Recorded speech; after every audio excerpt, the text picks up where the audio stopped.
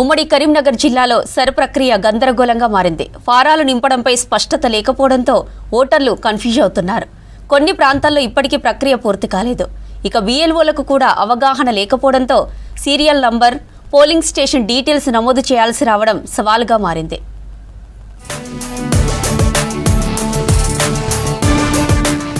ఉమ్మడి కరీంనగర్ జిల్లాలో SIR ప్రక్రియ గందరగోళంగా మారింది. గత నెల 25 నుంచి BLOలు ఇంటింటికి తిరిగి ఓటర్లకు ఎన్యూమరేషన్ ఫారాలు అందిస్తున్నారు. ఇప్పటి వరకు 36% ఫారాలు ఇస్తే అందులో 10% మించి తిరిగి రాలేదు. వచ్చిన వాటిలో కేవలం 4% మాత్రమే డిజిటలైజేషన్ పూర్తయింది. ఫారంలో 2002 ఓటరు గుర్తింపు card number, serial number, polling station వివరాలు నమోదు చేయాల్సి రావటం సవాల్గా మారింది.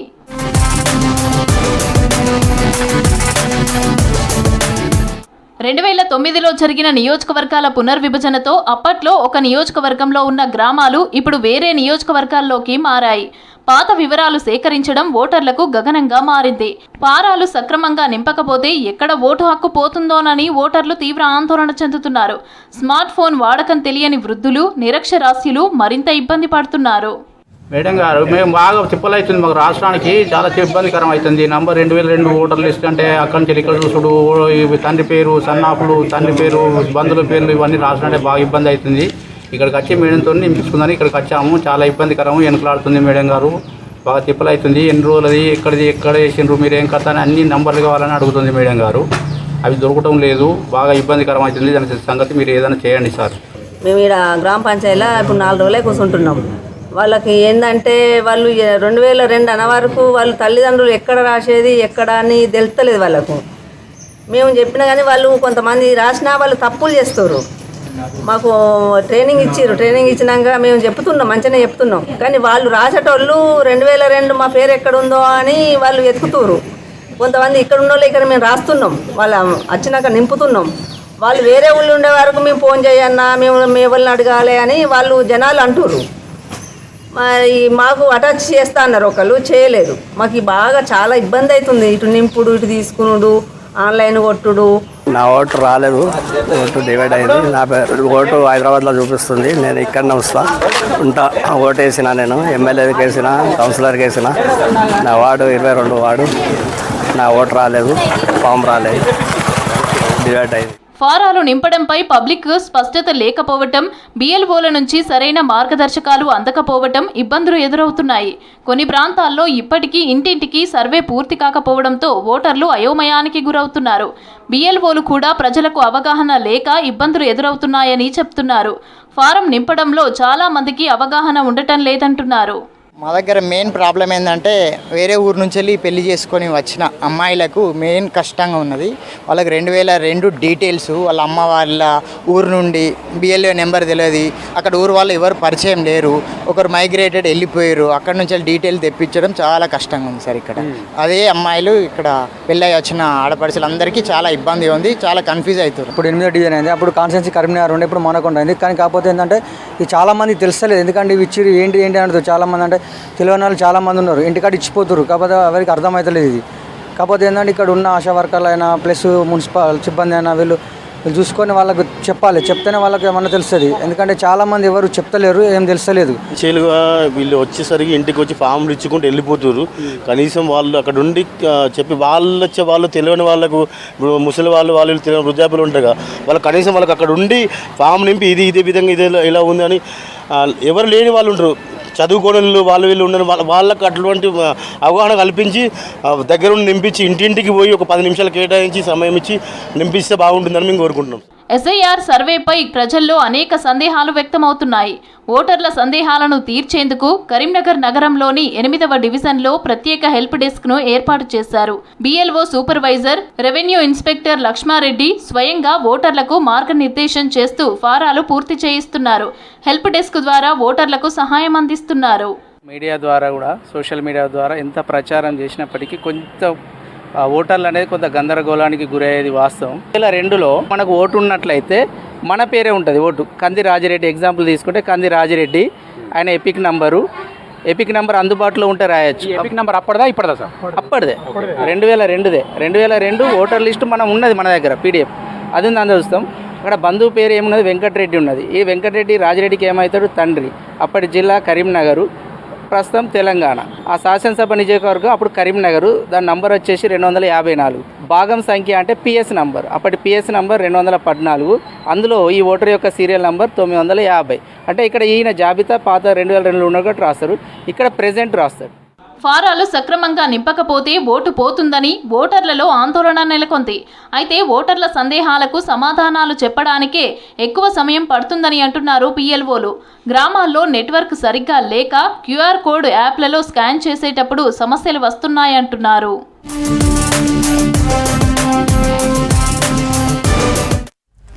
ఆదిలాబాద్ జిల్లా బోరజ్ మండలంలోని కేదారినాథ్ గ్రామం ఆదర్శంగా నిలుస్తుంది. ఓటర్ల గణన ఎన్యూమరేషన్ ఫామ్లు పంపిణీ పూర్తి చేసి 100% ఓటర్ల డిజిటలైజేషన్ పూర్తి చేశారు అధికారులు. గ్రామంలో మొత్తం 240 ఓటర్లలో ఒక్కరు చనిపోవడంతో 239 ఓటర్లను డిజిటలైజేషన్ పూర్తి చేసినట్టు చెప్పారు. ఇదే స్ఫూర్తితో మిగతా గ్రామాల డిజిటలైజేషన్ చేస్తామంటున్నారు ఆఫీసర్స్. ఎస్ఐఆర్ మ్యాపింగ్లో భాగంగా ఆదిలాబాద్ అసెంబ్లీ నియోజకవర్గంలో ఎస్ఐఆర్ ప్రక్రియ, ఎన్యూమరేషన్ల పంపిణీ, దానితో పాటు డిజిటైజేషన్ ప్రక్రియ కొనసాగుతున్నది. ఇప్పటి వరకు ఆదిలాబాద్ అసెంబ్లీ నియోజకవర్గంలోని 292 పోలింగ్ స్టేషన్లో ఎన్యూమరేషన్ ఫాముల పంపిణీ పూర్తయింది. అదేవిధంగా ప్రస్తుతము బిఎల్ఓలో బిఎల్ఏల శిక్షణ కార్యక్రమం కూడా పూర్తయింది.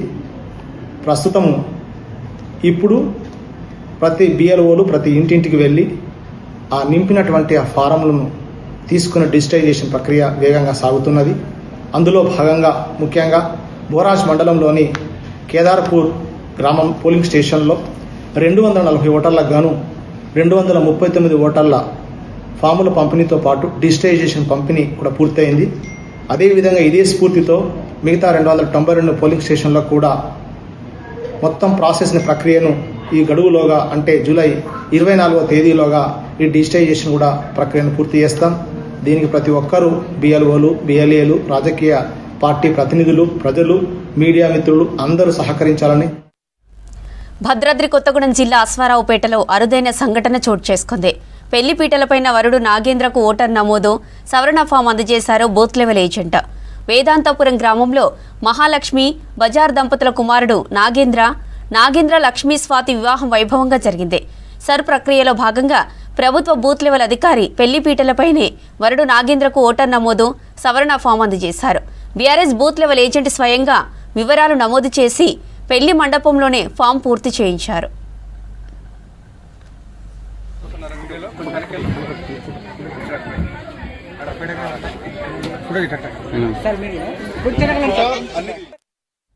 గంజాయి రవాణా, డ్రగ్స్ నిర్మూలనపై ప్రత్యేక కార్యాచరణ చేపడుతున్నామన్నారు రాష్ట్ర డీజీపీ సివి ఆనంద్. భద్రాద్రి కొత్తగూడెం జిల్లా మణుగూరులో కొత్తగా నిర్మించిన పోలీస్ స్టేషన్ భవనాన్ని స్టార్ట్ చేశారు. ప్రజలకు మెరుగైన పోలీస్ సేవలు అందేలా పనిచేయాలని పోలీసులకు సూచించారు. ప్రజలకు ఎలాంటి ఇబ్బందులు కలగకుండా శాంతి భద్రతలను పరిరక్షించాలని అధికారులను ఆదేశించారు. ప్రతి పోలీస్ అధికారి మాదక ద్రవ్యాలపై కఠినంగా పోరాడాలని, యువత డ్రగ్స్ బారిన పడకుండా అవగాహనతో పాటు కఠిన చర్యలు తీసుకోవాలన్నారు. ఇక రాష్ట్రంలో నక్సలిజం, మావోయిస్టు కార్యకలాపాలను పూర్తిగా అదుపులోకి తీసుకొచ్చామని చెప్పారు.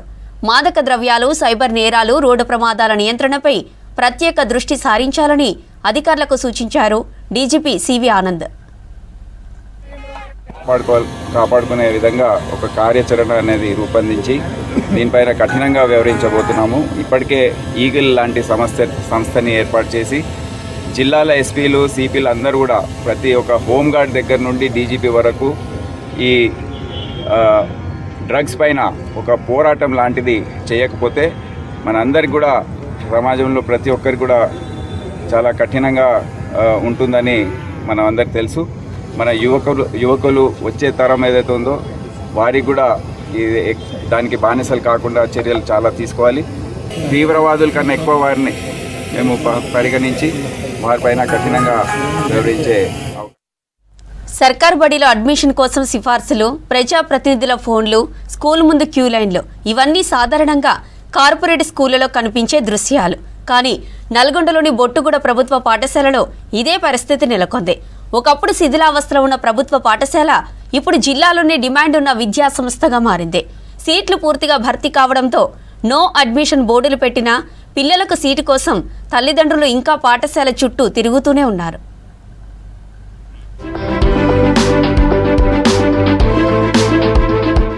నల్గొండలోని బొట్టుగూడ ప్రభుత్వ పాఠశాల ప్రస్తుతం రాష్ట్ర వ్యాప్తంగా చర్చనీయాంశంగా మారింది. తెలంగాణ ప్రభుత్వం ఈ పాఠశాలకు కోమటిరెడ్డి ప్రతీక్ ప్రభుత్వ పాఠశాలగా నామకరణం చేసింది. మంత్రి కోమటిరెడ్డి వెంకటరెడ్డి తన కొడుకు ప్రతీక్ రెడ్డి జ్ఞాపకార్థం కోమటిరెడ్డి ప్రతీక్ ఫౌండేషన్ ద్వారా 8 కోట్లతో ఈ పాఠశాలను ఆధునిక హంగులతో పునర్నిర్మించారు.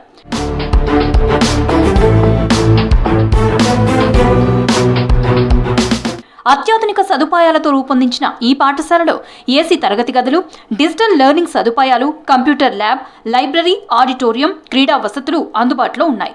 విద్యార్థుల్లో సృజనాత్మకతను పెంపొందించేందుకు వాల్డార్ఫ్ విధానంలో బోధన కొనసాగుతోంది. ప్రభుత్వ పాఠశాలలోని ప్రైవేటు విద్యా సంస్థలను తలపించే వాతావరణం ఉండడంతో తల్లిదండ్రులు తమ పిల్లలను ఈ పాఠశాలలో చేర్పించేందుకు ఆసక్తి చూపుతున్నారు.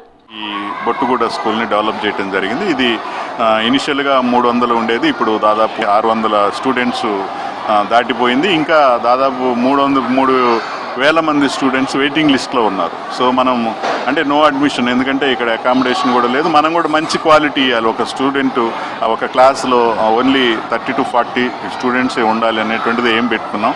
సో అందుకని ఈ స్కూల్లో ఇంకా 3,000 అప్లికేషన్స్ పెండింగ్ ఉన్నప్పటికి కూడా నో అడ్మిషన్ బోర్డు పెట్టి ఇలాంటి స్కూల్లో మంచి క్వాలిటీ ఇవ్వాలి అని. 400 వేకెన్సీలు ఉండే అప్లికేషన్స్ మనకి 4,000 అప్లికేషన్స్ వచ్చినాయి.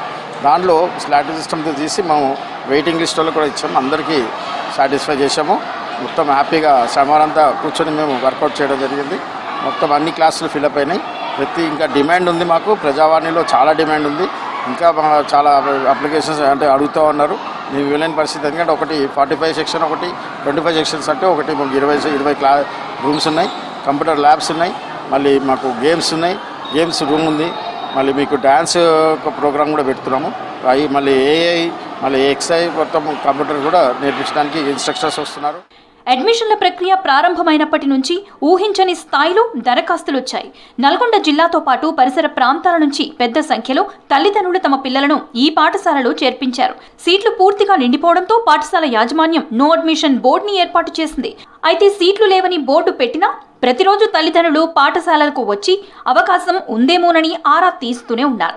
కొందరు ప్రజాప్రతినిధులు, స్థానిక నాయకులు, ప్రముఖుల నుంచి కూడా సిఫార్సులు పెరిగినట్లు తెలుస్తోంది. ఇంకా కొత్తగా 9 క్లబ్స్ కూడా క్రియేట్ చేశాము. And so many facilities are available and also study is very good in KPGPHS school. We are very happy to be the students of KPGPHS school. No admissions అంటే ఈ స్కూల్లో అడ్మిషన్స్ కోసం చాలామంది parents చాలా try చేస్తున్నారు, but దొరకడం చాలా కష్టం ఉంది. బికాజ్ ఎంతోమంది పేరెంట్స్ ఇందులో అడ్మిషన్ వస్తే మా పిల్లలు మంచి పొజిషన్లో ఉంటారని ఫీల్ అవుతున్నారు, but it's not going to be done. స్కూల్లో ఫెసిలిటీస్ మాత్రం చాలా బాగున్నాయి. ఇప్పుడైతే నో అడ్మిషన్స్ బోర్డు కూడా పెట్టారు. సహజంగా వేరే ప్రైవేట్ స్కూల్స్లో అయితే అడ్మిషన్ దొరకనందుకు ఫీల్ అవుతారు, కానీ గవర్నమెంట్ స్కూల్లో కూడా ఈసారి నో అడ్మిషన్ బోర్డు వచ్చిందంటే మీరే ఆలోచించండి ఎంత గొప్ప స్కూలో ఇదైతే. నేనైతే చాలా సంతోషంగా ఉన్నాను. మా క్లాస్లో ఏసీస్, మాకైతే డిజిటల్ బోర్డులోనే టీచర్స్ అందరూ మంచిగా చెప్తున్నారు. పాఠాలు అయితే డిజిటల్ బోర్డులోనే చెప్తున్నారు. మాకైతే చాలా అర్థమవుతున్నది, మంచిగా అర్థమవుతున్నది. ప్రైవేట్ స్కూల్కి మాత్రం ఏమాత్రం తక్కువ కాదు ఈ స్కూల్ అయితే. తమ పిల్లలకు ఈ సర్కారు బడిలో ఒక్క సీటు దక్కితే చాలని తల్లిదండ్రులు, అధికారులను, ప్రజాప్రతినిధులను ఆశ్రయిస్తున్నారు. నాణ్యమైన విద్యతో పాటు విద్యార్థులకు అందిస్తున్న సౌకర్యాలు, పోషక ఆహారంతో కూడిన భోజనం, క్రమశిక్షణ, విద్యా వాతావరణం ఈ పాఠశాలపై తల్లిదండ్రులు విశ్వాసాన్ని పెంచుతున్నాయి. ప్రభుత్వ పాఠశాలల్లో కూడా నాణ్యమైన విద్య అందించవచ్చని నిరూపిస్తూ బొట్టుగూడలోని కోమటిరెడ్డి ప్రతీక్ ప్రభుత్వ పాఠశాల ప్రత్యేక గుర్తింపు పొందుతోంది. స్కూల్కి రాగానే స్టడీ బాగుంది, చాలా అందరూ వెల్ ఎడ్యుకేటెడ్ టీచర్స్ ఉన్నారు ఇక్కడ. అండ్ ఇంకా కొత్త టీచర్స్ని, యాక్టివిటీస్ని కూడా కంబైన్ చేస్తున్నారు వీళ్ళు. అండ్ మాకు కంప్యూటర్ క్లాసెస్, ల్యాబ్స్ కూడా ఉన్నాయి, అన్ని డిజిటల్ క్లాసెస్. టీచర్స్ కూడా చాలా ఎలా అంటే ఒక ఇంటర్నేషనల్ స్కూల్స్లో చెప్తున్నారు. అండ్ స్కూల్ బిల్డింగ్ కూడా చాలా బాగుంది, ఎంత మంచి ఫెసిలిటీ. వరండాస్ కూడా చాలా క్లీన్గా, క్లాస్ రూమ్స్ అన్నీ డిజిటల్, ఏసీ రూమ్స్, ఫ్యాన్స్, ఇవన్నీ మళ్ళీ క్లబ్స్ అన్నీ కొత్త కొత్త స్కీమ్స్ అన్నీ కూడా తెస్తున్నారు మా ముందుకి. I'm feeling very happy. అంటే చాలా మంది ఏంటంటే గవర్నమెంట్ స్కూల్ అంటే ఏముండదా అనుకుంటారు, బట్ ఇక్కడ ఈ స్కూల్లో ప్రతి ఒక్కటి ఉంది. ఒకప్పుడు విద్యార్థుల కోసం ఎదురు చూసిన ప్రభుత్వ పాఠశాల ఇప్పుడు విద్యార్థులే ఎంపిక చేసుకోవాల్సిన పరిస్థితి చేరుకుంది. సీట్లు లేకపోయినా అడ్మిషన్ కోసం తల్లిదండ్రులు ఇంకా ప్రయత్నాలు చేస్తున్నారు. ప్రజా ప్రతినిధుల సిఫార్సులు పెరగడం ఈ పాఠశాలకు ఏర్పడిన ఆదరణకు నిదర్శనంగా నిలుస్తోంది.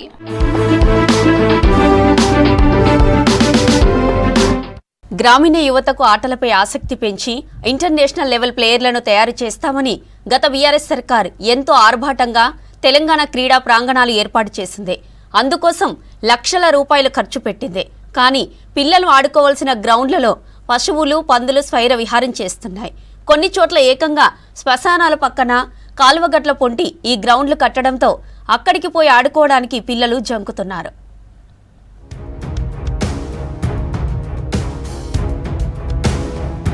పల్లెటూరి మట్టిలో దాగున్న క్రీడాకారుల కోసం గత బీఆర్ఎస్ ప్రభుత్వం 2022 జూలైలో తెలంగాణ రాష్ట్ర క్రీడా ప్రాంగణాల పేరుతో పెద్ద ఎత్తున మైదానాలను ప్రారంభించింది. వాలీబాల్, ఖోఖో, కబడ్డీ కోర్టులతో పాటు కొన్ని చోట్ల వ్యాయామ పరికరాలను సిద్ధం చేశారు. అయితే ఆ స్థలాల ఎంపికలోనే అధికారులు, లోకల్ లీడర్లు ఊరికి దూరంగా పిల్లలు వెళ్లడానికి వీలు లేని చోట్ల వీటిని ఏర్పాటు చేశారు. కొన్ని చోట్ల శ్మశాన వాటికలకు ఆనుకొని కడితే మరికొన్ని ఊర్లలో ఎస్ఆర్ఎస్సీ కాలువగట్ల వెంబడి ప్రమాదకరమైన ఏరియాల్లో గ్రౌండ్లను ఏర్పాటు చేశారు.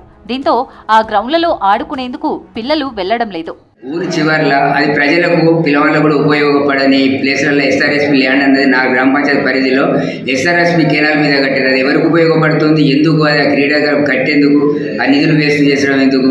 ప్రతి ఒక్క ఊళ్ళో ఎక్కడైనా చూడండి, ఊరు బయట 2 కిలోమీటర్ దూరాన కట్టినాక అది ఎవరికి ఉపయోగపడుతుంది? గ్రామానికి ఒక 2 కిలోమీటర్ల దూరంలో, అది కూడా ఒక గుట్టకు ఇట్లా బండ లాంటి ప్లేస్ మీద, మొత్తం బోరబండ అంటారు దీన్ని, ఇక్కడ వేసిర్రు. దీని మీద బండ మీద ఏం క్రీడలు ఆడతారు?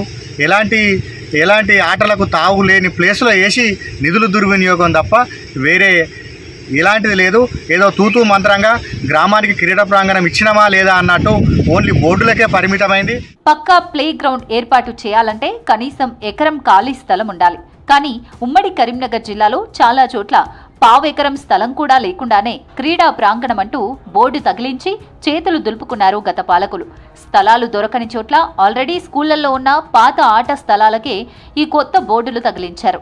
కేవలం ప్రభుత్వ బిల్లులు దండుకోవడానికే అప్పట్లో ఆదరాబాదరాగా ఖాళీ స్థలాలను చదును చేసి వదిలేశారనే ఆరోపణలు వినిపిస్తున్నాయి. దీనిలో డబ్బులు తినడమే తప్ప వేరే మార్గం అయితే లేకుండా బీఆర్ఎస్ వాళ్ళే అది చేసుకోవడం జరిగింది. అట్టి ప్రభుత్వం యొక్క మన ప్రజల యొక్క డబ్బులు దుర్వినియోగం చేయడం తప్ప దేనికి కూడా ఉపయోగం లేకుండా క్రీడా ప్రాంగణం అట్టి గడ్డి చెట్ల మొలిసి ఆ బర్రెలు గోదలకు తప్ప దేనికి కూడా పని లేకుండా జరిగిందని నేను తెలియజేస్తున్నాను. ఈ ఆట స్థలాలు ఇప్పుడు అసాంఘిక కార్యక్రమాలకు అడ్డాలుగా మారుతున్నాయి. పంటల సీజన్లో రైతులు తమ ధాన్యాన్ని ఆరబోసుకోవడానికి కల్లాలుగా వాడుకుంటుంటే పశువుల పేడ, గొర్రెల ఎరువు నిల్వ చేసుకునే పెంట కుప్పలుగా మరికొన్ని చోట్ల దర్శనమిస్తున్నాయి. సాయంత్రం 6 కాగానే కొంతమంది మద్యం తాగుతూ సీసాలు పగలగొడుతూ రచ్చరచ్చ చేస్తున్నారు. మరోవైపు స్పోర్ట్స్ అథారిటీ ఆఫ్ తెలంగాణ ఆధ్వర్యంలో పంపిణీ చేసిన క్రికెట్ కిట్లు, టీషర్ట్లు, వ్యాయామ పరికరాలు చాలా చోట్ల పిల్లల చేతికి చేరనే లేదు. అవన్నీ గ్రామ పంచాయతీల గదుల్లోనే ధూళి పేరుకుపోతూ మగ్గిపోతున్నాయంటున్నారు స్థానిక యువకులు. ప్రతి గ్రామంలో క్రీడా ప్రాంగణం ఏర్పాటు చేసింది. ఆ ప్రాంగణాలు ఊరి బయట దాదాపు 2-3 కిలోమీటర్ల దూరంలో ఎక్కడెక్కడో అంటే రైతులు వడ్లార పోసుకునే ప్లేస్లలో పెట్టి ఏంటంటే వాళ్ళ పబ్బం గడుపుకునే దానికి అప్పటి మందము దాన్ని చూపెట్టుకున్నారు. వాళ్ళు అడ్వర్టైజ్మెంట్ చేసుకున్నారు తప్ప వాటిని మాత్రము ఉపయోగంగా ఉంటాయా లేదా అని పట్టించుకోలేరు. గత ప్రభుత్వం క్రీడా మైదానాలు అప్పటికప్పుడు తూతూ మంత్రం ఏర్పాటు చేసి చేతులు రుపుకున్న ప్రభుత్వం క్రీడాకారులకు చాలా ఇబ్బందిగా మారింది. గ్రామీణ ప్రాంతాల్లో తక్షణమే కాంగ్రెస్ ప్రభుత్వం క్రీడా మైదానాలు ఏర్పాటు చేసి క్రీడాకారులకు ప్రోత్సహించాలని మేము డిమాండ్ చేయడం జరుగుతుంది. ఊరికో ప్లే గ్రౌండ్ అనే ఆలోచన చాలా అద్భుతమైనదే. కానీ దానికి ఆచరణ రూపం ఇవ్వడంలో అధికారుల చిత్తశుద్ధి లోపించడమే ఈ దౌర్భాగ్యానికి కారణం. ప్రస్తుత రేవంత్ రెడ్డి సర్కారైనా ఈ నిరుపయోగ గ్రౌండ్లపై పక్కా సర్వే చేయించి పిచ్చి మొక్కలను తొలగించి క్రీడా సామగ్రిని అందుబాటులోకి తేవాల్సిన అవసరాన్ని క్రీడాకారులు గుర్తు చేస్తున్నారు. అవసరమైతే లోకల్ కోచ్లను పెట్టి పల్లెటూరి పిల్లలకు వివిధ ఆటల్లో కోచింగ్ ఇప్పించాలన్న డిమాండ్లు వినిపిస్తున్నాయి.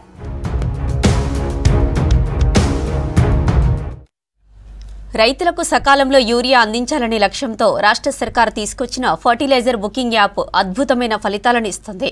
గతంలో యూరియా బస్తాల కోసం కిలోమీటర్ల వరకు క్యూ లైన్లలో గంటల తరబడి నిల్చొని అల్లాడిపోయిన రైతులకు ఈ యాప్ పెద్ద ఊరటనిచ్చింది.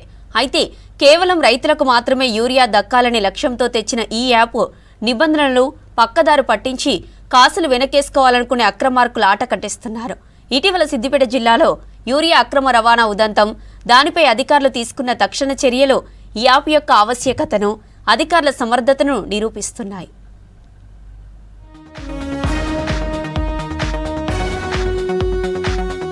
గతంలో ఎరువుల నిల్వలు, అమ్మకాలపై కేవలం రికార్డుల నమోదు మాత్రమే ఉండేది. దీన్ని ఆసరాగా చేసుకుని కొందరు డీలర్లు రికార్డుల్లో ఒకలా, క్షేత్రస్థాయిలో మరోలా చూపిస్తూ యూరియాను పక్కదారి పట్టించేవారు. అయితే రాష్ట్ర ప్రభుత్వం ప్రతిష్టాత్మకంగా ప్రవేశపెట్టిన అధునాతన యూరియా బుకింగ్ యాప్ ఇప్పుడు అక్రమార్కులకు అడ్డుకట్ట వేసినట్టు అయింది. జిల్లాకు ఎంత యూరియా వచ్చింది, ఏ డీలర్ వద్ద ఎంత నిల్వ ఉంది, రోజువారీగా ఎంత విక్రయించారనే ప్రతి సమాచారం ఈ యాప్లో అప్డేట్ అవుతుంది.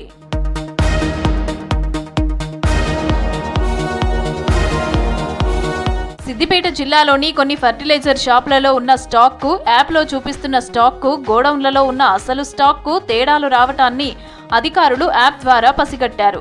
దీనితో వ్యవసాయ శాఖ అధికారులు క్షేత్రస్థాయి పరిశీలనకు వెళ్లగా అక్రమ రవాణా బట్టబయలైంది. కొందరు వ్యాపారులు 6,429 యూరియా బస్తాలను పక్కదారి పట్టించారు. వ్యవసాయ శాఖ యూరియా యాప్ ద్వారా ఈ భారీ మోసం వెలుగు చూసింది. రైతులకు 266 రూపాయల చొప్పున అమ్మవలసిన యూరియా బస్తాను వ్యాపారులు 1000 రూపాయల చొప్పున ఓ బాంబుల పరిశ్రమకు అమ్మి సొమ్ము చేసుకున్నారనే ఆరోపణలు ఉన్నాయి. సిద్దిపేటలోని హోల్సేల్ డిస్ట్రిబ్యూటర్లు ఆంజనేయ ఫర్టిలైజర్స్, గణేష్ ట్రేడర్స్ నుంచి చేర్యాలలోని శ్రీ సాయి శివ ఫర్టిలైజర్స్ కు సబ్సిడీ యూరియా బస్తాలు బదిలీ అయ్యాయి. వ్యవసాయ శాఖ యాప్ ప్రకారం శ్రీ సాయి శివ ఫర్టిలైజర్స్ వద్ద 6,429 యూరియా బస్తాలు ఉన్నాయి. కానీ ఆ దుకాణం నుంచి రైతులకు బస్తాలు అందడంలో తీవ్ర ఆలస్యం జరిగింది. ఈ విషయాన్ని గమనించిన వ్యవసాయ శాఖ అధికారులు ఈ నెల 9వ తేదీన దుకాణానికి చెందిన గోదాములో తనిఖీలు చేశారు. 6,429 బస్తాలు ఉండాల్సిన చోట ఒకే ఒక్క బస్తా కనిపించింది. దీంతో శ్రీ సాయి శివ ఫర్టిలైజర్ యజమాని సందీప్ రెడ్డి, హోల్సేల్ డీలర్ల అయిన గణేష్ ట్రేడర్స్, ఆంజనేయ ఫెర్టిలైజర్స్ యజమానులపై కేసులు నమోదయ్యాయి. To all the public representatives, MLAs, MLCs and MPs, definitely urea shortage లేదు. సో ఎక్కడైనా ఎవరికైనా ఏమన్నా అవస్థ ఉంటే కలెక్టర్ గారితో మాట్లాడండి, విల్ సప్లై ద యూరియా. పుట్టిన ప్రెస్లో పోయి ఫార్మర్స్కి కొద్దిగా ఆందోళన క్రియేట్ చేస్తే ఫార్మర్స్కి నష్టపోతారు. So my request is, when enough urea is available, మనకి ఈ సీజన్లో 45,000 టన్స్ యూరియా రిక్వైర్మెంట్ ఉంటుంది. దాంట్లో 10,000 టన్ను ఆల్రెడీ అవైలబుల్ ఉన్నది. Enough urea will come. Central government కూడా ప్రామిస్ చేసినారు సరిగా యూరియా సరఫరా చేస్తామని.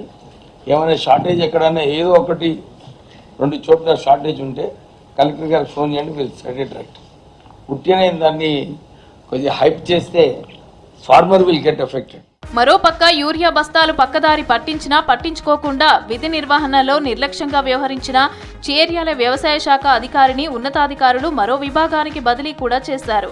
అయితే ఈ ఘటన జరిగి ఇన్ని రోజులవుతున్నా ఈ వ్యవహారంలో తదుపరి చర్యలు తీసుకోకపోవటం అనుమానాలకు తావిస్తోంది.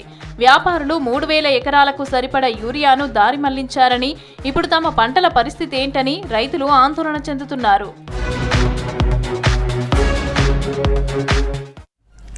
ఉన్నత చదువులు చదివినా ఉద్యోగ అవకాశాలు రావట్లేదు. డిగ్రీలు చదివినా జీవితానికి భరోసా లభించట్లేదు. అందుకే విద్యార్థులు సాంకేతిక విద్య, వృత్తి విద్యా కోర్సుల వైపు దృష్టి సారిస్తున్నారని గుర్తించిన ఉన్నత విద్యా మండలి ఇంజనీరింగ్కు ప్రత్యామ్నాయంగా డిగ్రీలో నూతనంగా ఉపాధి కోర్సులు ప్రవేశపెట్టింది. కానీ విద్యార్థులకు చేరేలా ప్రచారం చేయకపోవడంతో ఇప్పటికీ విద్యార్థులు ఇంజనీరింగ్ వైపు మొగ్గు చూపుతుండటంతో డిగ్రీ కాలేజీలో సగానికి పైగా సీట్లు ఖాళీగా ఉన్నాయి.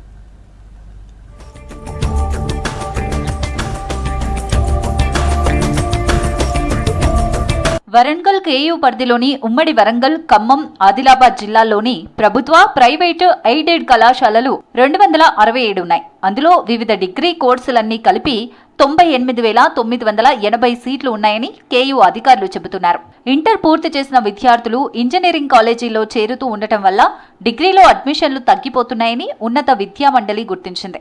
ఇంజనీరింగ్లో ఉపాధి కోర్సులకు దీటుగా డిగ్రీలో కూడా 10కి పైగా కొత్త కోర్సులను ప్రవేశపెట్టింది. AI, cyber security, fintech, defence, aviation, tourism, health care, biomedical, maritime కొత్త కోర్సులను అందుబాటులోకి తీసుకొచ్చారు. తొలిసారిగా ఇంటర్ పూర్తి చేసిన విద్యార్థులకు ఉపాధి కల్పించే కొత్త కోర్సులను ఈసారి ప్రవేశపెట్టడం జరిగింది డిగ్రీ కోర్సులలో. దానిలో ముఖ్యంగా AIML అని, ఆర్టిఫిషియల్ ఇంటెలిజెన్స్ అని, తర్వాత డేటా సైన్స్ అని, ఇంకా చాలా రకాల కొత్త కోర్సులను ఉపాధి తొందరనే అది డిగ్రీ పూర్తి కాగానే తొందరగా ఉపాధి వచ్చేలాగా కొత్త కోర్సులను ప్రవేశపెట్టడం జరిగింది. అయినప్పటికీ పూర్తిగా అవగాహన లేకపోవడం వల్ల ఈ కోర్సులు అంటే సీట్లు నిండలేకపోతున్నాయి. కేయూ పరిధిలోని డిగ్రీ కళాశాలల్లో అడ్మిషన్లను భర్తీ చేయడం కోసం ప్రభుత్వం డిగ్రీ ఆన్లైన్ సర్వీసెస్ ద్వారా సీట్ల కేటాయింపుల ప్రక్రియ ప్రారంభించింది. ఈ ఏడాది విద్యా సంవత్సరం ప్రారంభం నుండి జూలై వరకు 3 దశల్లో అడ్మిషన్ల ప్రక్రియ నిర్వహించారు. మరింత గడువు పెంచి డిగ్రీలో చేరేందుకు విద్యార్థులకు కొత్త కోర్సుల ఉపయోగాలను తెలియపరిచితే సీట్లు భర్తీ అయ్యే అవకాశం ఉంటుందని కేయూ లెక్చరర్లు, అధ్యాపకులు అభిప్రాయపడుతున్నారు. కాలేజీలలో సగానికి పైగా సీట్లు ఖాళీగానే ఉన్నాయని విద్యార్థి సంఘాల నేతలు చెబుతున్నారు. ఉన్నత విద్యా మండలి 2026-27 విద్యా సంవత్సరంలో ఉన్నత విద్యా మండలి ఏంటిది డిగ్రీ మన ఏవైతే కాలేజీలు ఉన్నాయో వాటన్నిటి కోసము నూతన కోర్సులు ఏదైతే వృత్తి విద్య కోర్సులు, అదేవిధంగా అప్రెంటిస్షిప్ కోర్సులు అంటే మేము పెడుతున్నామని చెప్పి ఉన్నత విద్యా మండలి 2026-27 విద్యా సంవత్సరంలో ప్రకటించింది. ఆ ప్రకటించిన క్రమంలో దాదాపు 5 నుంచి 7-8 కోర్సుల దాకా కొత్త కోర్సులు, నూతన కోర్సులను డిగ్రీ విద్యలో ప్రవేశపెట్టారు. దాంట్లో భాగంగా ఏంటంటే కంటెంట్ క్రియేట్ రైటింగ్ అంటే AEDP అనే కోర్సు. దీని ద్వారా విద్యార్థులు వృత్తి విద్య తొందర ఉద్యోగం వచ్చే విధంగా ఉంటాయని చెప్పి అన్నారు. BBA రిటైల్ ట్రైనింగ్, అదేవిధంగా BFSI బ్యాంకింగ్ సర్వీసెస్, అదేవిధంగా BCom logistics, BSc health care, health sciences, artificial intelligence కోర్సులు ఇవన్నీ కొత్తగా కాకతీయ యూనివర్సిటీ పరిధిలో కూడా ప్రారంభించినటువంటి తరుణం ఉన్నది. చాలా మంది ఇంటర్ తర్వాత డిగ్రీ కాలేజ్ సైడ్ వెళ్ళాలనుకుంటే వెళ్ళట్లేదు, ఇంజనీరింగ్ కాలేజ్ సైడే వెళ్తున్నారు. ఎందుకంటే వాళ్ళకి న్యూ కోర్సెస్ గురించి తెలియట్లేదు. సో మన డిగ్రీ కాలేజ్లో స్టాఫ్ అయినా కానీ సర్స్ వాళ్ళందరూ డిగ్రీ కోర్సెస్ గురించి కొత్త అలాంటి కోర్సెస్ గురించి చెప్పాలని, ఇంకా అందరికీ తెలిసేలా చేస్తే ఇప్పుడు మన డిగ్రీ కాలేజ్లో ప్లేసెస్ అనేవి వాళ్ళు తీసుకుంటారు అన్నట్టు, ఇంకా వాళ్ళు ఉన్నత స్థాయికి చదువుకోవడానికి వీలుగా ఉంటుంది. డిగ్రీలో BA, BCom, BScలో సాధారణ కోర్సులు కాకుండా ఉపాధి కోర్సులు అందుబాటులోకి తీసుకొచ్చారు. ఈ కోర్సుల గురించి కొంతమంది విద్యార్థులకు తెలియక తెలిసిన విద్యార్థులు కొత్త కోర్సులు ఎలా ఉంటాయో అని ఇంజనీరింగ్ వైపు మొగ్గు చూపుతూ ఉండటంతో డిగ్రీ కాలేజీల్లో కొత్త కోర్సులలో జాయిన్ అయ్యే పరిస్థితులు లేవని అభిప్రాయపడుతున్నారు లెక్చరర్లు. ఆర్టిఫిషియల్ ఇంటెలిజెన్స్ పెట్టారు, BSc artificial intelligence, BCom artificial intelligence, తర్వాత BCom ఇంకా డాటా సైన్స్ అని, తర్వాత డిఫెన్స్ సంబంధించినటువంటి కోర్సులు, BAలో డిఫెన్స్ కోర్సులు, BComలో డిఫెన్స్ కోర్సులు, ఈ-కామర్సు, ఇట్లా చాలా స్కిల్ డెవలప్మెంట్ కోర్సులు రాష్ట్ర ప్రభుత్వం చాలా అట్టహాసంగా ప్రకటించినప్పటికీ అవి అర్బన్ వరకే, పెద్ద 3-4 నగరాల వరకే పరిమితమైన చాలా డిగ్రీ కళాశాలలో అడ్మిషన్లు పూర్తిగా అలాట్ అవుతున్నాయి. కానీ నిండకపోవడానికి ప్రధాన కారణం ఏంటంటే ఆ కోర్సుల యొక్క ప్రాధాన్యతను వివరించకపోవడం. ఇప్పటికైనా ఉన్నత విద్యా మండలి డిగ్రీలో కొత్త కోర్సులపై విస్తృతంగా ప్రచారం చేసి మరోసారి కౌన్సిలింగ్కు అవకాశం కల్పిస్తే డిగ్రీ కళాశాలల్లో సీట్లు భర్తీ అయ్యే అవకాశం ఉందని అభిప్రాయపడుతున్నారు. లేదంటే సీట్లు అన్నీ ఖాళీగా ఉండే అవకాశం ఉందని విద్యావంతులు, విద్యార్థులు అంటున్నారు.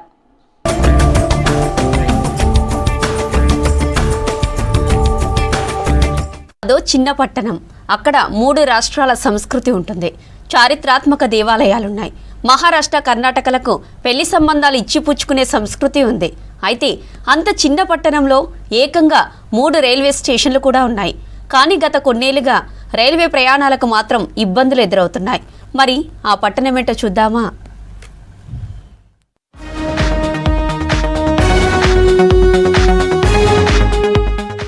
నిజామాబాద్ జిల్లా బోధన్ పట్టణానికి చారిత్రక నేపథ్యం ఉంది. చాళుక్యులు, కాకతీయులు ఈ ప్రాంతాన్ని ఏలారు.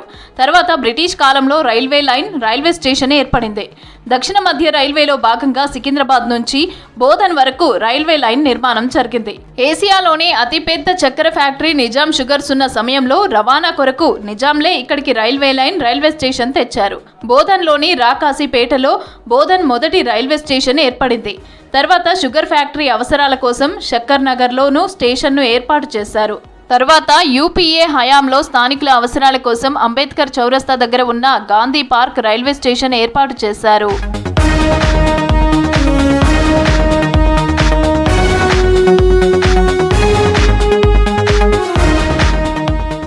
బోధన్లోని 3 రైల్వే స్టేషన్లున్న రాకాసిపేట స్టేషన్ ప్రధాన స్టేషన్గా ఉంది. ప్రతిరోజు ఉదయం 2 ప్యాసింజర్లు ఇక్కడి నుంచి వెళ్తాయి. బోధన్ నుంచి మహబూబ్ నగర్, బోధన్ నుంచి కరీంనగర్ పెద్దపల్లికి ఈ ప్యాసింజర్లు నడుస్తున్నాయి. ఈ 2 ట్రైన్స్ ఉదయం బోధన్ నుంచి బయలుదేరి తిరిగి సాయంత్రం వస్తాయి. అయితే ఈ 2 రైళ్లకు ఇక్కడ బుకింగ్ చేసుకునే వీలు లేదు. నిజామాబాద్ నుంచే ప్రయాణించాల్సి ఉంటుంది. రాకాసిపేట స్టేషన్లో రాయలసీమ ఎక్స్ప్రెస్ వెయిటింగ్లో ఉంటుంది. కానీ ఇక్కడ బుకింగ్ చేసుకునే అవకాశం లేదు. ఇక నిత్యం పలు గూడ్స్ బండ్లు వచ్చి వెళ్తూ ఉంటాయి. ఇంజన్ మార్చుకోవడానికి, వెయిటింగ్ కోసం ఈ స్టేషన్ ఎక్కువగా ఉపయోగపడుతుంది. దీంతో బోధన్ స్టేషన్లను పునరుద్ధరించాలని కోరుతున్నారు స్థానికులు. ఎన్నిసార్లు విన్నవించినా ఇక్కడ అధికారులకు కానీ, రైల్వే అధికారులకు కానీ, ప్రభుత్వానికి కానీ పట్టట్లేదు. అదేవిధంగా ఈ బోధన్ నుండి బాన్స్వాడ వరకు కానీ, అటు మహారాష్ట్ర కానీ, కర్ణాటక వరకు కానీ ప్రయాణాలు చేసేటటువంటి ప్రయాణికులు చాలా మేరకు ఉన్నారు. ఈ రైల్వే మార్గాన్ని బీదర్ వరకు కొనసాగించాలని చెప్పేసి మేము ఈ సందర్భంగా తెలియజేస్తా ఉన్నాం. బోధన్ నుంచి మహారాష్ట్రలోని నాందేడ్, ముంబైకి నిత్యం ప్రయాణికులు వెళ్తూ ఉంటారు. కాబట్టి బోధన్ నుంచి లాతూర్ వరకు రైల్వే లైన్ వేయాలని, ఈ మార్గంలో పలు రైళ్లను నడపాలని స్థానికులు కోరుతున్నారు. ఇక బోధన్ నుంచి కర్ణాటకలోని బీదర్ వరకు రైల్వే లైన్తో పాటు రైళ్లను కూడా నడపాలని స్థానికులు కోరుతున్నారు. బోధన్ నుంచి నాందేడ్, బీదర్ ప్రాంతాలకు నిత్యం ప్రయాణికులు వెళ్తారు. ఈ ప్రాంతాలతో వ్యాపార లావాదేవీలు కూడా కొనసాగుతాయి. కాబట్టి రైల్వే లైన్లను మంజూరు చేయాలంటున్నారు. ఒకవేళ బీదర్ సంబంధించిన లైన్ పూర్తి అయినట్టుంటే బోధన్ చుట్టుపక్కల ప్రాంతంలో ఉన్నటువంటి ప్రజలు బోధన్ అభివృద్ధి అవుతుందని చెప్పేసి మేము భావిస్తూ ఉన్నాం. దీనిపైన దృష్టి పెట్టాలని చెప్పేసి మేము ప్రజల పక్షాన డిమాండ్ చేస్తూ ఉన్నాం. పోవడం రావడం ఇబ్బంది అవుతూ ఉంది కాబట్టి ఆ ట్రాక్ గురించి కూడా పట్టించుకోవాలని చెప్పేసి మేము కోరుతా ఉన్నాం. బోధన్ పట్టణంలోని రైల్వే గేట్ వద్ద ఫ్లైఓవర్ లేక వాహనదారులు ఇబ్బందులు పడుతున్నారు.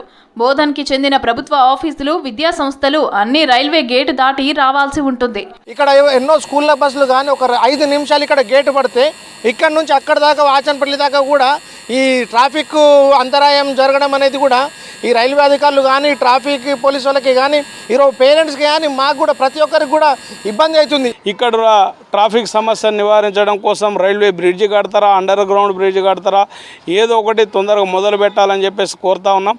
అదేవిధంగా ఇక్కడ నుంచి రాయలసీమ రైలు వస్తూ ఉన్నది.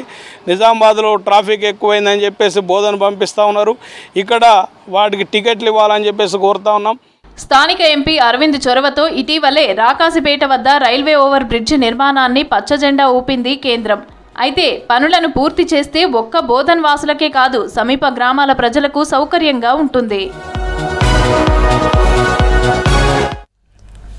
రాష్ట్రంలో పేదవాడి సొంతింటి కలను సాకారం చేస్తున్నామన్నారు మంత్రి వివేక్ వెంకటస్వామి.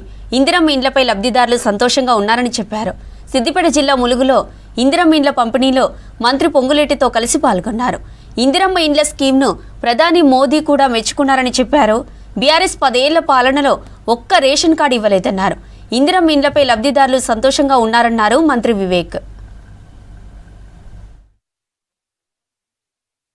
ఎందుకంటే రాష్ట్ర వ్యాప్తంగా ఇది అమలు చేయాలంటే ఇది ఒక ట్రాన్స్పరెంట్ సిస్టమ్గా చేయాలి, కంప్యూటర్ రిలేటెడ్ చేయాలి, ఎవ్వరు మధ్యవర్తులు ఉండొద్దు, అందరికీ బిల్లు సరిగా చెల్లించాలి అని చెప్పి చాలా మంచి ఆలోచనతోని ఒక పకడ్బందీగా మనకు మన హౌసింగ్ ఎండి గారు, మన మంత్రివర్యులు వాళ్ళందరూ కూడా కూర్చొని ఈ కార్యక్రమాన్ని తీసుకోవడం జరిగింది. నిన్న నేను మా చెన్నూరు నియోజకవర్గంలో ఇందిరమ్మ ఇల్లులు గృహ ప్రవేశానికి వెళ్ళినప్పుడు వాళ్ళందరూ కూడా ఇదే చెప్తున్నారు. సార్, మాకు ఎవ్వరికి కూడా ఒక పైసా ఇచ్చేది లేకుండే అన్ని పైసలు నిధులు ఏదైతే మా అకౌంట్లో రావాలో సరిగా కట్టుకున్నప్పుడు అన్ని నిధులు కూడా సరిగా వస్తున్నాయని చెప్పి వారందరూ కూడా సంతోషం చెప్పడం జరిగింది. అందరికీ ఇల్లు కల్పించాలని చెప్పి ముఖ్యమంత్రి గారు ఏదైతే ఆదేశాలు ఇచ్చారో మంత్రివర్యులు ఇప్పుడే అనౌన్స్ చేయడం జరిగింది. ఎక్కడ కూడా పెంకిరించి ఇల్లు ఉండొద్దు, వీళ్ళందరికీ మంచి ఇందిరమ్మ ఇల్లులు కల్పించాలని చెప్పి మనకు మళ్ళీ ఈ సంవత్సరము ఒక్కొక్క కాన్స్టిట్యున్సీకి 2000 ఇల్లు కూడా శాంక్షన్ చేయించడం జరిగింది. వారు ఇప్పుడే అనౌన్స్ చేశారు. ఇది కేవలము సెకండ్ ఫేజే కాదు, మనము 3వ ఫేజ్ 4వ ఫేజ్ కూడా మనం ఇందిరమ్మ ఇల్లులు ఇచ్చి పేదవాడికి ఏదైతే ఎప్పుడు కూడా ఒకటే ఒక ఆలోచన ఉంటుందో సొంత ఇంటి కళ అది మనం నెరవేర్చాలని చెప్పి ఈ పకడ్బందీగా ఈ కాంగ్రెస్ ప్రభుత్వం తీసుకోవడం జరిగింది. చాలా మంది అనుకున్నారు ఒక సంవత్సరం తర్వాత ఇంత పెద్ద స్కేలున ఇంతమందికి ఇందిరమ్మ ఇల్లులు కట్టుకోవచ్చా అని చెప్పి చాలా మంది అనుకున్నారు. కానీ కాంగ్రెస్ ప్రభుత్వంలో ఒక పట్టుదలతోని ఏదైనా కానీ అన్ని చోట్ల కూడా నిధులు ఇస్తూ ఒక మంచిగా కంట్రోల్ చేస్తూ ఎక్కడ కూడా వయలేషన్స్ లేకుండా వీళ్ళందరికీ ఇల్లు కూడా ఇవ్వడం జరిగింది.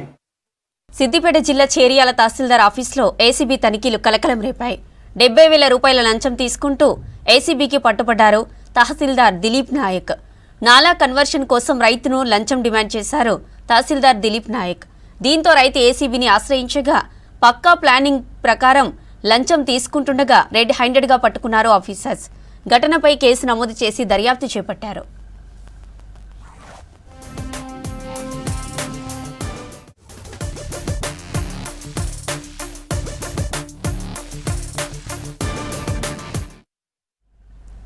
మహబూబాబాద్ జిల్లాలో కాడెద్దుగా మారాడు ఓ యువకుడు. అరక్కపోయే తన ఎద్దు ఇటీవల కరెంట్ షాక్తో చనిపోయింది. దీంతో వ్యవసాయ సీజన్ కావడంతో పొలం దున్నడానికి వీలు కాలేదు. ఉన్న ఒక్క ఎద్దుతో పాటు తమ్ముడినే మరో కాడెద్దుగా మార్చాడు యువకుడు. గంగారం మండలం పునుగొండ్లలో పెనుక పాపారావు ప్రవీణ్ కుమార్కు చెందిన కాడెద్దు మృతి చెందింది. 3 రోజుల కిందట విద్యుత్ షాక్తో కాడెద్దులతో పాటు ఆవుదూడే మేక చనిపోయాయి. వీటి విలువ 2 లక్షలకు పైగా ఉంటుందన్నారు. ఉన్న ఒక కాడెద్దుతో దున్నలేక తమ్ముడు ప్రవీణ్ కాడెద్దుగా మారాడు. ఇద్దరు కలిసి చెలకను దున్నారు. సర్కార్ తమను ఆదుకోవాలని కోరుతున్నారు. కరెంటు షాక్ పట్టి చనిపోయినాయి. పోయిన నెల 25వ తారీఖు. మేము దున్నుకోవాలంటే మాకు ఎద్దు లేవు. మీ ఇద్దరు అన్నదమ్ములకు ఒకరం సహకరించుకుంటా పని చేసుకుంటాను. ట్రాక్టర్ పెడదామంటే మాకు డబ్బులు లేవు. గవర్నమెంట్ ఆదుకోవాలని ఆర్థిక సాయం చేయాలని కోరుచున్నాం. 2 ఎడ్లు, ఒక దూడ, ఒక మేక 2 లక్షల విలువ ఉంటాయి. కరెంటు వల్ల నిర్లక్ష్యం వల్లనే అది గాలి దుమారం వచ్చి చాలా రోజులైంది. వచ్చిన అది తీగలు తగిలినా కానీ పట్టించుకోలేదు. అందుకు ఈ మేతకు పోయినప్పుడు అవి కరెంట్ తీగ బట్టి చనిపోవడం జరిగింది. పోయిన నెల మా ఎడ్లు చనిపోయినాయి. దున్నుకోవడానికి ఇబ్బంది అవుతుంది. మా అన్న నేగలు పడతాడు. మా ఎద్దుని కట్టి దున్నుతాను. దున్నుకోవడానికి సికాకు అవుతుంది. నేను కూడా నేగల పడతాను. నాకు చేయలేని పొక్కులు వస్తున్నాయి. దున్నుకోవడానికి ఇబ్బంది అవుతుంది. గవర్నమెంట్ వారు ఎంతో కొంత మాకు సహాయం చేయాలని మేము కోరుకుంటాను. ఎంత ఉంది మీకు వ్యవసాయం? నాకు 5 ఎకరాలు ఉన్నాయి. ప్రభుత్వం వారు ఏమైనా మాకు ఏదైనా ఒక సహాయం చేయాలి. మా ఎడ్లు కరెంట్ షాక్తో చనిపోయినాయి. మాకు దున్నుకోవడానికి ఎడ్లు లేవు. మా బావ మా ఆయన రోజు దున్నుతున్నారు. చేతులకు పొక్కులు వస్తున్నాయి. మాకు ప్రభుత్వం ఆదుకోవాలని. జగిత్యాల జిల్లా కొండగట్ట శ్రీ ఆంజనేయ స్వామి ఆలయంలో జ్యేష్ఠాభిషేక మహోత్సవం వైభవంగా జరిగింది. జ్యేష్ఠ మాసాన్ని పురస్కరించుకుని అంజన్నకు ప్రత్యేక అభిషేకాలు, అర్చనలు చేశారు పూజారులు. వేద మంత్రోచ్చరణాలతో పంచామృతాభిషేకం చేశారు. 108 కలశాలతో స్వామివారికి విశేష అలంకరణ చేశారు. ఈ వేడుకకు భక్తులు భారీగా తరలివచ్చారు. ప్రత్యేక పూజల్లో పాల్గొని తీర్థ ప్రసాదాలు స్వీకరించారు. భక్తులతో ఆలయ ప్రాంగణం కిక్కిరిసిపోయింది. భక్తులకు ఎలాంటి ఇబ్బందులు కలగకుండా ప్రత్యేక చర్యలు చేపట్టారు ఆలయ అధికారులు.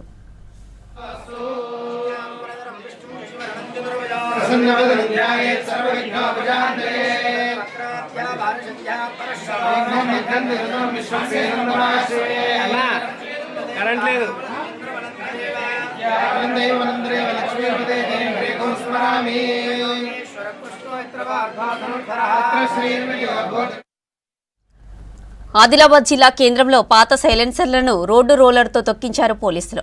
60 సైలెన్సర్లను రోడ్డు రోలర్తో తుక్కు చేయించారు. బైక్ సైలెన్సర్లను మోడిఫై చేస్తే కఠిన చర్యలు తీసుకుంటామన్నారు జిల్లా ఎస్పీ అఖిల్ మహాజన్. భారీ సౌండ్లతో బైకిస్టులు ప్రజలను ఇబ్బందులు పెడితే సహించబోమన్నారు.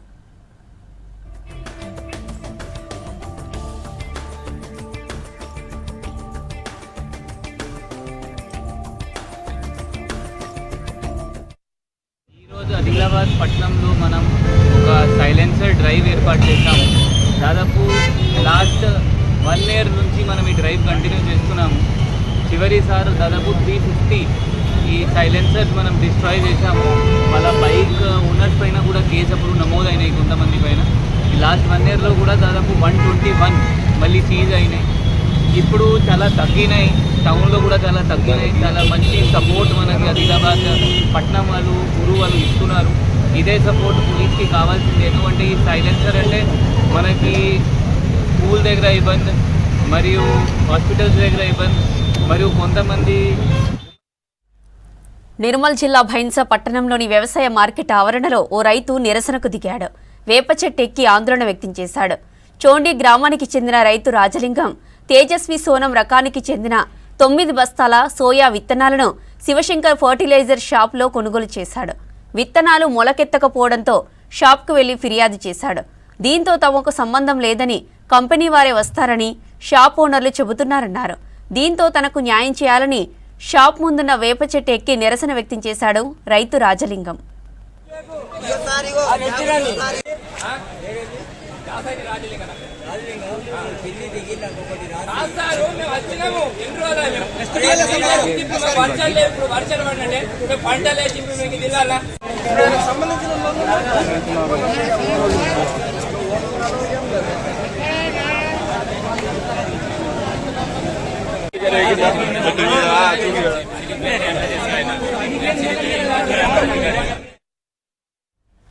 జగిత్యాల జిల్లా కొడిమ్యాల మండలంలో ప్రమాదం జరిగింది. దొంగలమర్రి నుంచి వేములవాడ వెళ్లే రోడ్డులో నాచుపల్లి బ్రిడ్జి దగ్గర 2-వీలర్ను వెనక నుంచి టవేరా వాహనం ఢీకొట్టింది. ప్రమాదంలో 2-వీలర్ పైనే మధుకర్ స్పాట్లోనే చనిపోయాడు. మృతుడు కోనరావుపేట మండలం బావసాయిపేట గ్రామస్తుడిగా గుర్తించారు. కొండగట్టులో అంజన్నను దర్శించుకుని తిరిగి వెళ్తుండగా ప్రమాదం జరిగింది. ఘటనపై కేసు నమోదు చేసి దర్యాప్తు చేపట్టారు పోలీసులు.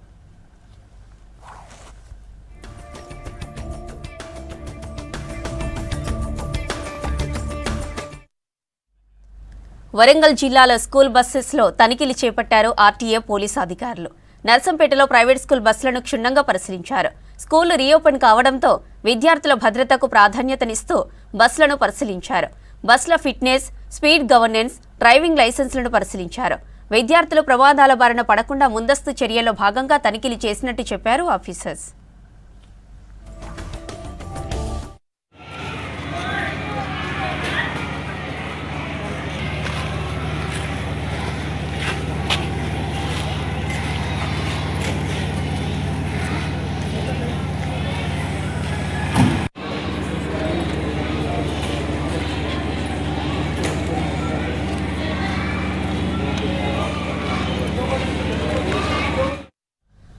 బీఆర్ఎస్ పాలనలో కేసీఆర్, కేటీఆర్కు సంపాదన తప్ప ప్రజల సమస్యలను పట్టించుకోలేదని ఆరోపించారు మంత్రి సీతక్క.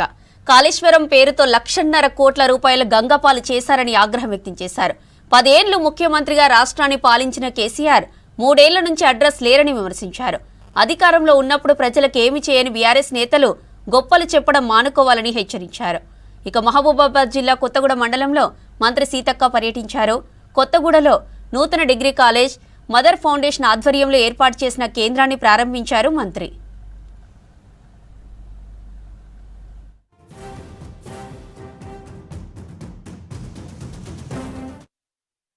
వారు ఎంతసేపు అధికారమే కానీ మీరు అనుభవించిందంత అధికారమే. ప్రజలకు ఏం ఉరగబెట్టారు? ఏమన్నా బియ్యం ఫ్రీగా ఇచ్చిర్రా, ఇల్లులు ఇచ్చిర్రా, ఇందిరమ్మ ఇల్లులు ఇచ్చిర్రా, ఉద్యోగాలు ఇచ్చిర్రా, ఉపాధి ఇచ్చిర్రా? 1,00,000 కోట్లు 1,50,000 కోట్లు గంగపాలు చేసిర్రు.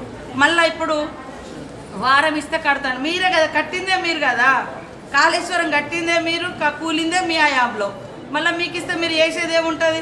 ఆయనతో ఏమన్నా ఉంటే మిగతా అంతా కూలగొట్టేటట్టు చేసుకొని ఆ జనాలను అంతా ముంచే కార్యక్రమం తప్ప ఏం లేదు. అరే ఎంతసేపు అధికారం చుట్టే తిరుగుతున్నాడు కేటీఆర్ తప్ప నిజంగా ప్రజలకు ఏం సమస్యలు ఉన్నాయి. ఇప్పుడు నేను కూడా గుర్తించిన ఏది ఏజెన్సీ ట్రైబల్ ఏరియాలో లేదా ఫారెస్ట్ ఉండే ఏరియాలో సిగ్నల్స్ లేకుంటే యాప్ అనేది కొద్దిగా ఇబ్బందికరమైన పరిస్థితి. ఇలాంటి ఏరియాలలో ఒక మాన్యువల్గా కూడా ఇవ్వచ్చు అనేది దానికి ఒక నియమ నిబంధనలు పెట్టిస్తే మంచిగా ఉంటుందని నేను కూడా విజ్ఞప్తి చేస్తున్నాను. అట్లా వాస్తవాలు ఏమైనా ఉంటే గుర్తించి లోపాలు జరిగితే ప్రభుత్వ పరంగా అందరు 100కు ఎవరు పరిగెత్తుకుంటూ పోరు, నడుస్తూ ఉంటే కాళ్ళకి దెబ్బ తగులుతుంటే సరి చేసుకుంటూ పోతాం. మేము కూడా మంచి చెడు అన్ని ప్రజల యొక్క విజ్ఞప్తులను చూసుకుంటూ వాళ్ళకు అనుగుణంగా పరిపాలన చేస్తాము. వాళ్ళది మాత్రం ఎంతసేపు అధికారంలో రావాలనే యావ తప్ప ప్రజల గురించి పోరాటం. ఇవాళ వారం రోజులు టైం ఇస్తే అంటారు. 3 ఏళ్ళ మాజీ ముఖ్యమంత్రి గారు బయటికి రాక కనీసం కేసీఆర్ గారు అసెంబ్లీకి వస్తున్నారా, అసెంబ్లీలో మాట్లాడుతున్నారా? మరి మాట్లాడరు, కానీ అధికారం కావాలంటారు. ఇదేం పద్ధతే? అధికారం ఉంటే తప్ప మీరు ప్రజల్లోకి రారా? కేటీఆర్ వ్యాఖ్యలకు ప్రభుత్వ పాది శ్రీనివాస్ కౌంటర్ ఇచ్చారు. కేసీఆర్ ఇంజనీర్ అవతారం ఎత్తడంతోనే కాళేశ్వరం కూలిందన్నారు. కాళేశ్వరం పేరుపై మొత్తం 1,00,000 కోట్ల రూపాయలను గంగలో పోసారని ఆరోపించారు ఆది శ్రీనివాస్. కూలిన కాళేశ్వరాన్ని వారు అధికారంలో ఉన్నప్పుడే ఎందుకు మరమ్మతులు చేపట్టలేదని ప్రశ్నించారు విపాది. నీ మేడిగడ్డ నుంచి సుందిల నుంచి అన్నార్ నుంచి చుక్కా నీరు తీసుకోకుండా ఇంత పంట పండిందే తెలంగాణలో దేశంలోనే మొదటి పంట, అత్యధిక పంట ఈరోజు వరి మన దగ్గర పండిందే. దీనికి ఏం సంబంధం చెప్తారు మీరు అంటున్నా? మీ డొల్లతనం ఇక్కడ కూడా బయటపడతలేదు అంటున్నా. మీ కాళేశ్వరం నీళ్ళు వాడకుండా పంట అత్యధికంగా పండిందే. దీనికైనా రైతాంగానికి క్షేమం చెప్పాల్సినటువంటి బాధ్యత మీ పైన లేదా అని అడుగుతా ఉన్నా. ఈరోజు ఏ పంట పండినా, ఈ రాష్ట్రంలో ఏ పంట పండినా, ఎక్కడి నీళ్ళు వెళ్ళినా ఇవి కాళేశ్వరం నీళ్ళే, కాళేశ్వరం నీళ్ళే, కాళేశ్వరం నీళ్ళే అంటున్నారు. జపం చేశారు కాళేశ్వరం నీళ్ళు అని. ప్రజలందరూ ఓహో నిజమేనేమో కేసీఆర్ కాళేశ్వరం నీళ్ళే అనుకున్నారు. మరి ఇప్పుడు ఇప్పటికి ఈ ప్రభుత్వం 2.5 ఏళ్లలో మీ అక్కడ ఉన్నటువంటి చుక్క నీరు తీసుకోకుండా ఇన్ని పంటలు, రికార్డు స్థాయి పంటలు దేశంలోనే అగ్రగామి పంటగా వరిని పండించడమే. మరి దీనికి మీరు ఏ సభని చెప్తారో ఇప్పుడు కాళేశ్వరం నీళ్ళు వచ్చినాయని చెప్పి ఒప్పుకుంటారా అని అడుగుతా ఉన్నా. అంటే ఇదన్నీ కూడా ప్రజలను మభ్యపెట్టడం తప్ప, ప్రజలను రైతులు ఏమార్చేటువంటి ప్రయాణం తప్ప ఏది కూడా కరెక్ట్ కాదనమాట సందర్భం చెప్తూ అప్పుడే కేటీఆర్ గారు దుష్ప్రచారాన్ని, అబద్ధాల ఆట మొదలుపెట్టిండు. రాష్ట్రంలో పంటలు ఎండిపోతున్నాయి. ఇప్పుడే కదా వరి నాట్లు వేస్తున్నారు, ఇప్పుడే తుకాలు పోసుకుంటున్నారు. ఎక్కడ పంటలు ఎండిపోయినాయి? ఎందుకు ఈ దుర్బుద్ధి మాటలు? అంటే రాష్ట్రంలో రైతుల పంటలు ఎండిపోవాలని కోరుకుంటున్నారా మీరు? నెగటివిటీ థింక్ ఏందో అంటున్నా మీకు. ఎలినో ప్రభావాలు ఈసారి రాష్ట్రంలో వర్షాలు ఆలస్యంగా వస్తాయని చెప్పని మొదటి నుంచి శాస్త్రజ్ఞులు చెప్తున్నారు, కేంద్ర ప్రభుత్వం రాష్ట్ర ప్రభుత్వం చెప్తున్న సందర్భంలో ఒకవేళ అలాంటి పరిస్థితి వచ్చినా ఈ రాష్ట్ర ప్రభుత్వం దగ్గర ఉన్నటువంటి ఆలోచన ప్రకారం రైతులను ముందుకు తీసుకుపోయి ప్రయత్నం చేసే ప్రయత్నంలో ప్రతిపక్షంగా ఉన్న మీరు కూడా సహకరించి రావాల్సింది పోయి ఈరోజు ఈ విధంగా దుర్బుద్ధితో మాట్లాడుస్తారు. ఏమాత్రం సబబు కాదనమాట సందర్భంగా తెలియస్తూ ప్రాజెక్టులను ఎలా మెయింటైన్ చేయాలనో కాంగ్రెస్ పార్టీ ప్రభుత్వానికి తెలుసు. ఈ దేశంలో 90% ప్రాజెక్టుల నిర్మాణం కాంగ్రెస్ పార్టీ హయాంలో జరిగింది. ఇప్పటికీ సేవలు అందిస్తున్నాయి. మన తెలంగాణ రాష్ట్రంలో కూడా చూస్తే నాగార్జున సాగర్ కానీ, శ్రీశైలం కానీ, ఎస్ఆర్ఎస్పి కానీ, జూరాల కానీ, ఎల్ఎండి కానీ, ఎంఎండి కానీ, ఎల్ఎంపల్లి కానీ, ఈ విధంగా చెప్పుకుంటూ పోతే మీ హయాంలో ఒకటే ఒక ప్రాజెక్ట్ కడితే కూలిపాయి.